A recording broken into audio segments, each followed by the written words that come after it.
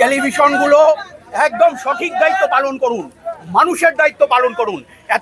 এতদিন হয়তো আপনারা আতঙ্কের রাজনীতি ছিলেন, আতঙ্কের রাজনীতি থেকে বেরিয়ে আসুন। আমরা কোনো আতঙ্ক করি না, আমরা কিছুকে ভয় পাই না। আপনারা বেরিয়ে আসুন, একটু যদি সময় লাগে সবার বেরিয়ে আসুন। প্রত্যেকটা টিভিকে বলছি আপনারা নিজ দায়িত্ব পালন করুন। আপনাদের পূর্বসূরীদের 71-এ কী দায়িত্ব ছিল এবার আমরা দেখতে চাই। একদম সহজ ভাষায় আপনারা কথা বলবেন। এক দাবি, এক দাবি এক।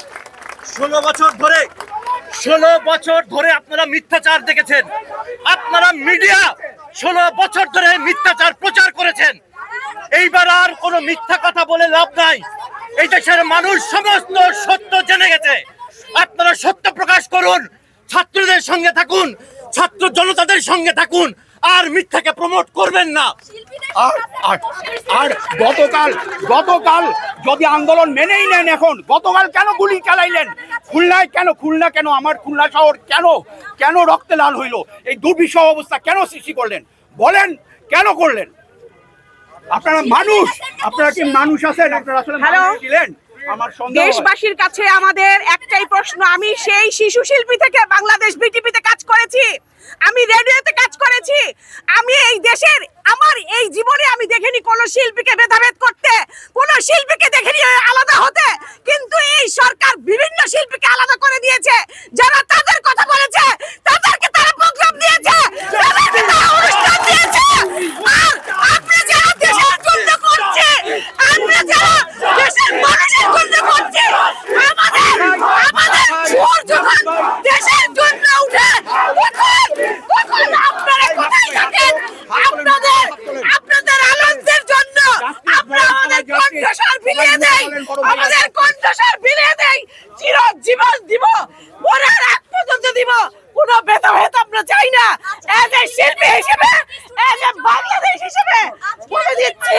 আজকে এতগুলো স্টুডেন্ট মারা যাওয়ার পরে, what is your question? No, আজকে এত স্টুডেন্ট মারা যাওয়ার পরে কেন শিল্পীরা সামনে আসে? এতদিন শিল্পীরা কই ছিল? আমি এই বিবাদের এখন এই ভেদাভেদের শুনেন, এই ভেদাভেদের এই আমরা সব কথা তো প্রথম দিন দেখেছিলাম। বড় কথা বলবো না, প্রথম দিন দেখেছিলাম। আমি প্রথম দিন দেখেছিলাম। আমি তো বলি, আমি উত্তর দিচ্ছি।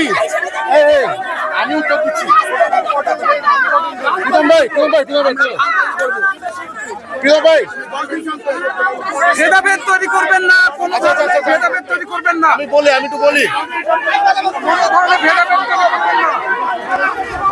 আমি তো বলি আমরা আমরা আমরা আমরা আমরা আমরা আমরা আমরা আমরা ছাত্রদের আমরা আমাদের বলতে দেন। আপনারা আমাদের কথা না বলতে দিয়ে কেন কথা বলতে? আমাদের কথা বলতে দেন, আমাদের কথা বলতে দেন, আগে কথা বলতে দেন। আপনারা আমাদের কথা বলতে দেন।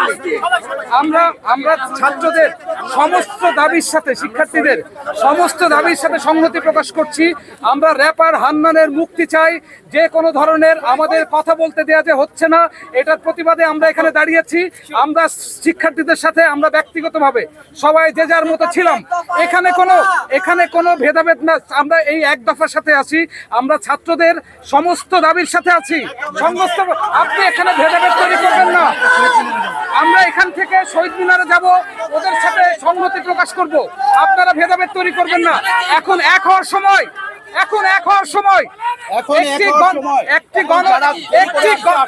একটি গণ অভ্যুত্থানে আপনি কাউকে ওয়েলকাম করা বন্ধ রাখতে পারেন না। এটা কেবল শেষের শুরু। এই শেষের শুরুতে আমরা সবাই এসে দাঁড়িয়েছি। আমরা র্যাপার হান্নানের মুক্তি চাই, আমরা সবাই বলতে চাই, আমরা সমস্ত ছাত্রদের গ্রেপ্তারের প্রতিবাদ করি, আমরা তাদের মুক্তি চাই। আপনি কথা বলতে দেন না কেন? আপনি এরকম আচরণ কেন করবেন? কথা বলতে কেন দিবেন না? আপনি কথা বলার স্বাধীনতা কেন? আমরা র্যাপার হান্নানের মুক্তি চাই। আমরা এখান থেকে শহীদ মিনারে গিয়ে ছাত্রদের সাথে সংহতি প্রকাশ করব। এটা আমাদের আগে 2 দিন আগে দেওয়া কর্মসূচি। এই কারণে আমরা এখানে সবাইকে জানিয়ে দিয়েছিলাম এখানে আসছি। আমরা গতকাল জানি যে শহীদ মিনারে হবে, আমরা এখান থেকে এই দাঁড়িয়ে শহীদ মিনারে চলে যাবো। এক মিনিট শোনো, তোমরা বোঝো না কেন? হান্নানের যতদিন লাগবে ততদিন আমাদের লাভ। আমরা শিবিরা আমরা তো আলাপ করছি, যতদিন লাগবে রাখুক না, আরো রাখুক, আরো রাখুক, আমাদের ধরে নিয়ে যাক, আরো রাখুক। আজকে তো আসছি ওই জন্যে, হান্নানের যদি মুক্তি চাই, এখন যদি মুক্তি দিয়ে দেয় তাহলে তো সেটা যে অন্যান্য চাতুরি করছে ওই চাতুরি হবে, চালাকি না চাতুরি। আমরা চাতুরি হতে দেব না। যতদিন জেলে থাকবে ততদিন সে পরিশুদ্ধ হবে। আপনারা বলেন জয় জয়।